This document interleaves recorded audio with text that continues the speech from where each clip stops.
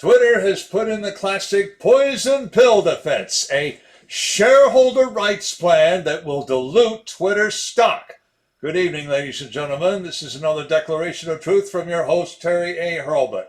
In this video, we're going to review the current state of the war between Elon Musk and Twitter, including the other big shareholders in this war, what Twitter is risking financially and legally with their poison pill move, what can Elon do about it, and bear with me because I'm going to remind you what we might have to decide. First, I want to shout out to the sponsor of this channel, which is Conservative News and Views, link in the description. And be sure to check out the awesome CNAV Store. Scroll down to the bottom for that link. Lots of good merchandise there, including this latest piece of merchandise. Check it out. The Trumpinator says, "I'll be back." All right, ladies and gentlemen, grab your popcorn as the war goes on and gets even more riveting. First, let's review what has happened. Elon Musk began this war by disclosing that he owned 9.2% of the company. Twitter offered him a board seat on condition that he not buy more than 14.9% of the company. He refused. And then he offered to buy all outstanding shares for $54.20 US cash. Twitter has an independent board of directors, few members of which actually own Twitter stock. Nevertheless, they have an ideological imperative to keep Twitter running as it now does, censorship and all. So does at least one shareholder, the Kingdom of Saudi Arabia, and possibly some institutional investors. Lists of the top 10 shareholders, other than Elon Musk, do not even agree.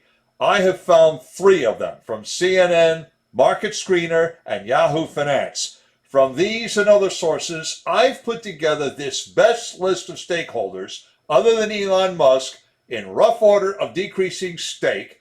They are Vanguard Group, Morgan Stanley, BlackRock, the Kingdom of Saudi Arabia, including the king and various princes, State Street Global Advisors, Lone Pine Capital, Aristotle Capital Management, Fidelity Investments, ARK Investment Management, ClearBridge, Geode, and Barclays.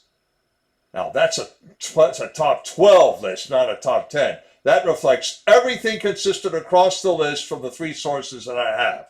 Note that CNN mentions a Nikko Asset Management. Wells Fargo once owned that and then sold it to Barclays. The sum of these 12 stakes amounts to about 48%, or perhaps more. How does that poison pill work? Twitter described its poison pill, the shareholder rights plan, in a press release. That phrase, shareholder right, like so many phrases in high finance, has a special meaning. In this case, it means the right to purchase additional shares which the company shall issue at a discount.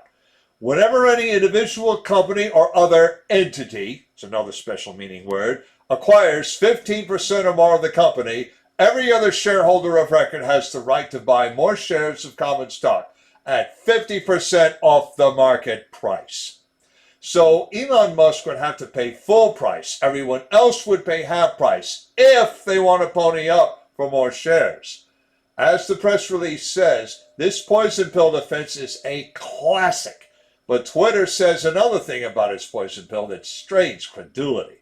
I quote, "The rights plan will reduce the likelihood that any entity, person, or group gains control of Twitter through open market accumulation without paying all shareholders an appropriate control premium or without providing the board sufficient time to make informed judgments and take actions that are in the best interest of shareholders."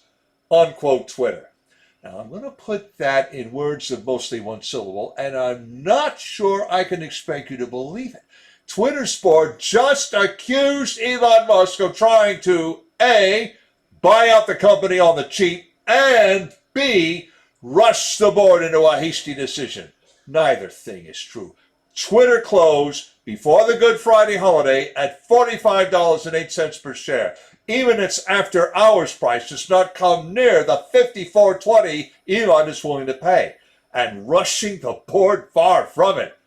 Next question, is the poison pill worth it, or could it get Twitter's board into trouble?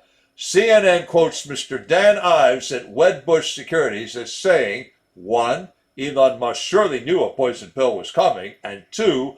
Musk could take the board to court if he could get other shareholders to join him.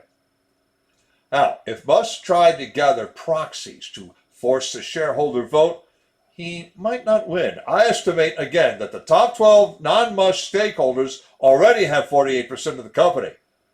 They could have a controlling interest among them right now. Interestingly, Morgan Stanley and one or two other stakeholders had lately sold some of their shares. Now, that could indicate that they're not interested in any ideological imperative to keep Twitter as the electronic public square with gatekeepers. Or it might mean nothing. But Musk does not need a majority to go to court to challenge the poison pill defense. The other stockholders likely represent many more entities, most of whom will be individuals. They're not interested in any ideological imperatives. They just want a return on investment. The poison pill threatens that, so they might sue on that ground alone. Where do we go from here? Well, as I mentioned earlier, commentator J.D. Rucker remains skeptical of Elon's motives. How interested can he really be in freedom of speech, Rucker asked, if he builds a factory in Shanghai? More to the point, Rucker thinks Musk is just putting on an act and is really a servant of the New World Empire. The operative phrase he used is Trojan horse. Actually, even Dave Hodges doesn't quite believe that of him. If he is not a Trojan horse, then we have Andrew Torba's offer to him to invest in the Gab empire. Torba hopes to replace Twitter. That might or might not be important. Musk observed that Twitter seems to be dying because so many top 10 accounts show little to no output. That does leave an option I mentioned when Elon first made his tender offer. If 2.4 million activists spent $5,000 or $6,000 as soon as the markets reopened, bought 100 shares each, then gave their proxies to Elon, he would have a controlling vote immediately. The question is whether that many shares will remain available. They might not. But anyone who did manage to buy 100 shares would have standing in court over the poison pill. Bottom line, Elon Musk must decide whether to take over an established brand or join forces with the willing owner of a new brand. Those of us who care about free speech need to make a decision of our own. Links in the description to the article and to Conservative News and Views. I have another link to the awesome online store, as I mentioned. And if you like what you see, then you can like this video and subscribe to this channel. And as for earlier videos in this series, I just created a Twitter war playlist, so you can visit my channel and play all the Twitter stuff with one link. This is Terry A. Hroba delivering another declaration of truth and reminding you to let the truth set you free.